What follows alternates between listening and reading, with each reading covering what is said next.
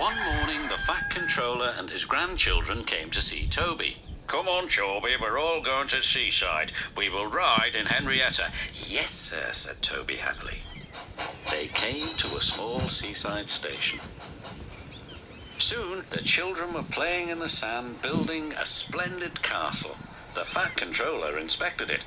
"My word, that's a very fine castle. Have you seen a real one like it?" "Yes," replied the children. "It's here on the island." And they showed him a map. Pondered the Fat Controller. They met Toby at the harbour. "Come on, we're going exploring. It will be a great adventure."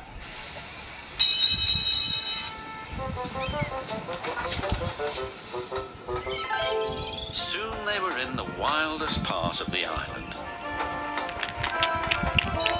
They stopped by a lonely signal box.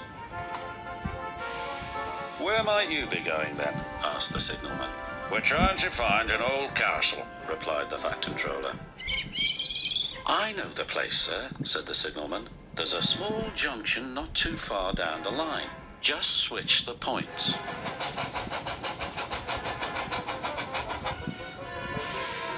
When the firemen switched the points, their adventure really began.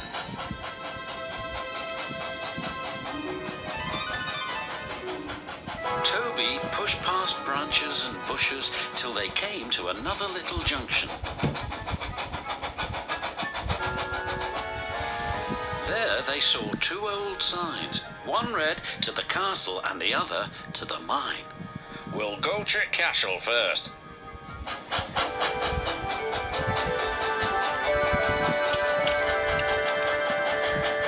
Toby stopped by an old water tower. "There's the castle." "Yes," replied the Fat Controller, "and now we shall visit the mine."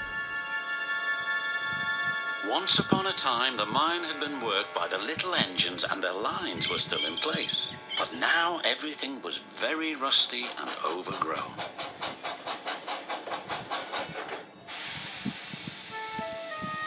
The Fat Controller was most impressed, but Toby was rather scared. He was glad when it was time to go home.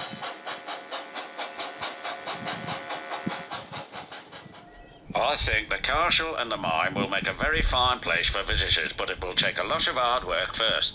"Yes, sir," said Toby nervously. The Fat Controller's plans were soon put into action, but Toby was still worried. "I'm sure this place is haunted," he said to himself. "It's our turn to stay here on guard tonight, Toby." "Oh, yes, why not?" stuttered Toby. "Beware of the ghost, Toby," Thomas said. "What ghost?" asked Toby. "The old warrior ghost. Every night he lights his fire, then goes hunting." "Toot toot, goodbye," Thomas replied. Night came. Toby looked anxiously around. Everything seemed rather spooky. Quite suddenly, he heard a strange wheezing sound. "It's the ghost!" he wailed. "What ghost?" his driver asked. "It's the old warrior. He's come to hunt me down." "Don't be so daft. We'll go and investigate." They returned quite soon. "The old warrior wants to meet you," laughed his fireman. "Can't he wait till morning?" replied Toby. "Ghosts don't work day shifts," said his driver. Toby bravely made his way. "Well, bless my bell," he exclaimed.